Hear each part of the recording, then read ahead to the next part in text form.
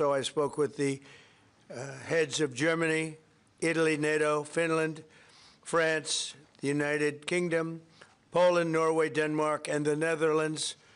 We had very long and very good talks. And again, I think things are going along pretty well. 27,000 soldiers were killed last month. Shouldn't happen. Should have never happened. Should have never started. That war should have never, ever started. But it did, and we're trying to get it solved. That was Biden's situation. We're trying to get it done. And I think we're closer now, and they will tell you that they're closer now. We had numerous conversations with President Putin of Russia, and I think we're closer now than we have been ever. And we'll see what we can do. We want to save a lot of lives. We sell equipment to NATO. We don't spend any money, but we do want to see if we can save a lot of lives. When you're losing 25,000 to 30,000 soldiers, mostly soldiers, other people too, from towns, and like places like Kiev, various other places throughout Ukraine, it's pretty bad. Nobody's seen anything like it, actually, since World War II. But we're getting closer. We're having tremendous support from European leaders. They want to get it ended also. And at this moment, Russia wants to get it ended. The problem is they'll want to get it ended, and then all of a sudden they won't. And Ukraine will want to get it ended, and all of a sudden they won't. So we have to get them on the same page. But I think that's working along. Very good talk. On day one of my administration, I signed an executive order making it core mission of the United States military to protect and defend their homeland. And today, we're here to honor our military men and women for their central role in the protection of our border, something that I campaigned very, very strongly on. And they made me look really good. They were unbelievable. They made us all look good. I mean, we went from having millions of people pouring over our border to having none in the last 8 months, none. In a few moments, we'll officially recognize their service by awarding them the Mexican Border Defense Medal, which is a big deal.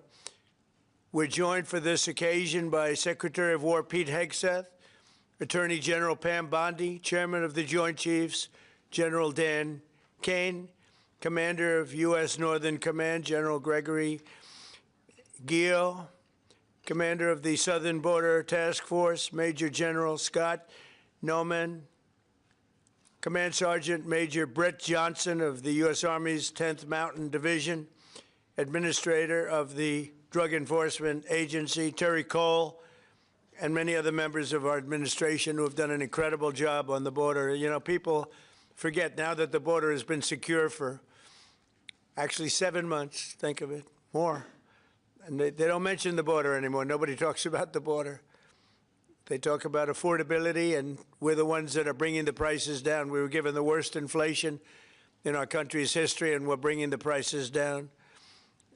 But the affordability is on the Democrats because they have made it unaffordable to be in this country. But we're bringing those prices down, and they're coming down quickly.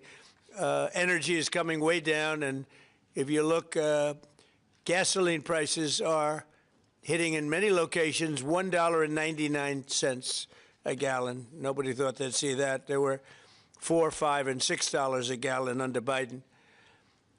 In the 4 years before I took office, our southern border was surrendered to criminals, drug cartels, human traffickers, and child smugglers.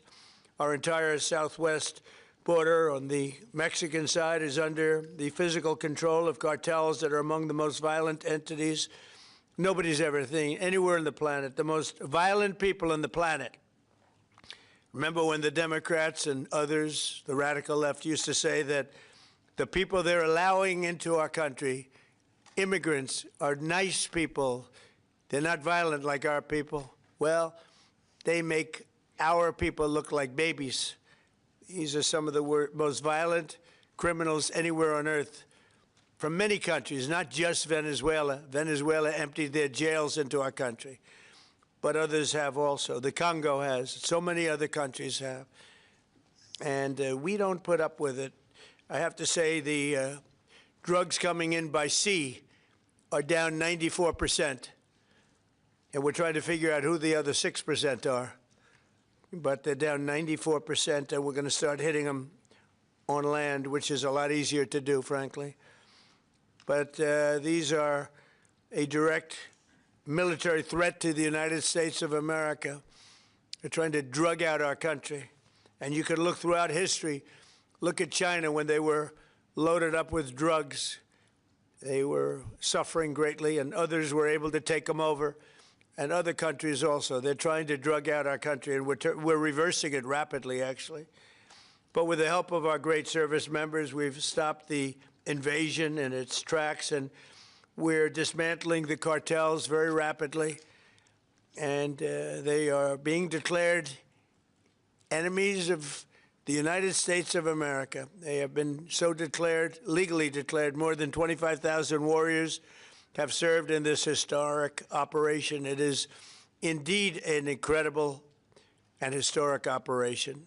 And we've never done anything so effectively, and we've had a lot of victories. They've spent night and day enduring scorching hot and bitter cold, and they've given up their holidays and their weekends working with the officers of Customs and Border Protection. Our armed forces have already conducted nearly 13,000 patrols along the border, and today we give these great warriors the recognition that they have earned, and they have really earned it. The military component of our border security efforts is just the beginning. We're also designating the drug cartels as foreign terrorist organizations, a big deal from a legal standpoint and military standpoint.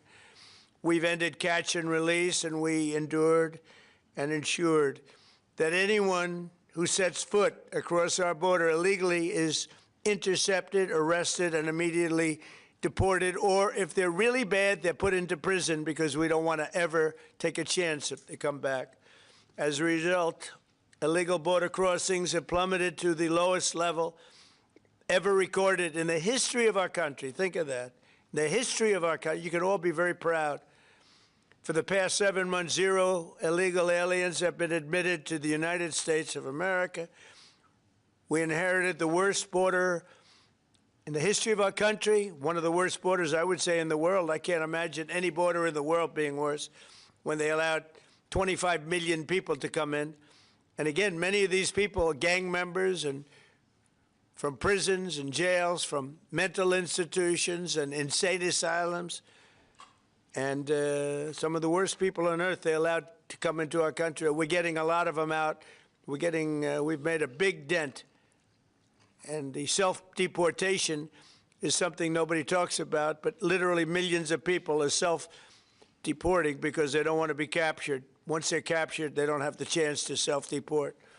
And they never have the chance to come back into our country. We inherited that border from an incompetent administration and turned it into the strongest border in the history of our country. So we took the worst border in the history of our country, and in a period of 2 months, we turned it into the strongest border in the history of our country.